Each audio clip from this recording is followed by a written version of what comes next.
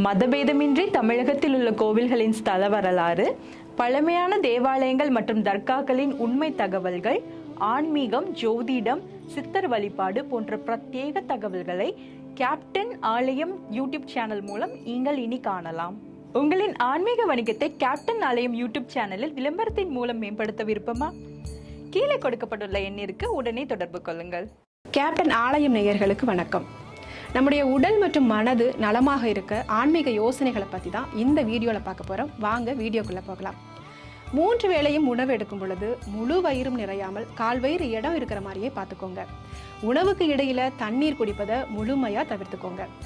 தினமும் சாப்பிடக்கூடிய உணவில் ஒரு வகை காயோ அல்லது ஒரு வகை பழத்தையோ கட்டாயப்படுத்துங்க. உணவுக்கு பிறகு ஆண் பெண் இருபாலருமே புகையிலை இல்லாத வெற்றிலையை எடுத்துக்கோங்க. வெற்றிலை இடுவது இரவு நேரங்களில் முழுமையாக தவிர்த்திடுங்க. இப்போ கிடைக்கக்கூடிய நவீன மெத்தைகளை தவிர்த்து மரப்பலகையில் உறங்குவதோ அல்லது கோரப்பாய்களை பயன்படுத்துவதோ, இன்னும் முடிந்தால் தரையில் கிடந்து உறங்குவது மிகவும் நல்லது. எங்கே போனாலும் அங்கு கிடைக்கக்கூடிய தண்ணி குடிப்பதை முழுமையாக நிறுத்திக்கோங்க. இதனால் ஏற்படக்கூடிய நிறைய நோய்களை தவிர்க்க முடியும். எங்கே போனாலும் நம்ம கையில் தண்ணி இருக்கிற மாதிரி பார்த்துக்கோங்க. இந்த காலகட்டத்தில் கிடைக்கக்கூடிய எல்லா உணவுகள்லையுமே ரசாயன பொருட்கள் அதிகம் நிறைந்ததாக இருக்குது. ஸோ இந்த ரசாயன பொருட்கள் நம்மளுடைய உடம்பை அதிக அளவில் பாதிக்காமல் இருக்க வில்வம், வேம்பு, அருகம்புல், கரிசலாங்கண்ணி இதில் ஏதோ ஒன்று தினமும் சாறு எடுத்து குடிக்கிற மாதிரி பார்த்துக்கோங்க. வயதானவர்களுக்கு, சிறுவர்களுக்கு, முடியாதவர்களுக்கு நம்மளால முடிந்த தானத்தை செய்து பழகுங்கள். தானம் செய்கிற பொழுது அதில் கிடைக்கக்கூடிய சந்தோஷத்திற்கு அளவே கிடையாது. அது மட்டும் இல்லை, நம்ம செய்யக்கூடிய நன்மைகள் நம்மளை பின்தொடர்ந்து வரும் அப்படிங்கிறதையும் மறக்க வேண்டாம். வாரத்தில் ஒரு முறை சிவாலயம் சென்று வாருங்கள்.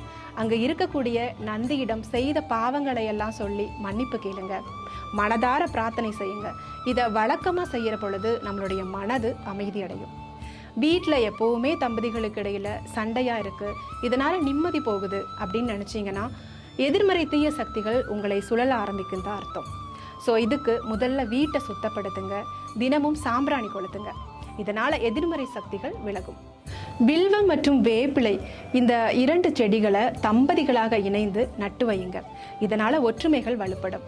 செவ்வாய் மற்றும் வெள்ளிகளில் தேங்காய் மேலே கற்பூரத்தை கொளுத்தி குழந்தைகளுக்கு கண் திருஷ்டி எடுங்க. இதனால் குழந்தைகள் நலமுடன் வாழ்வாங்க.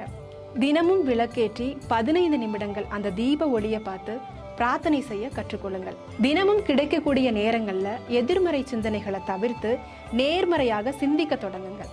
இதனால் உங்களுடைய உடல் மற்றும் மனது கண்டிப்பாக நலமுடனும் ஆரோக்கியமுடனும் இருக்கும். இனியொரு வீடியோவில் சந்திக்கலாம். அதுவரை உங்களிடமிருந்து விடைபெறுவது அபிநயா.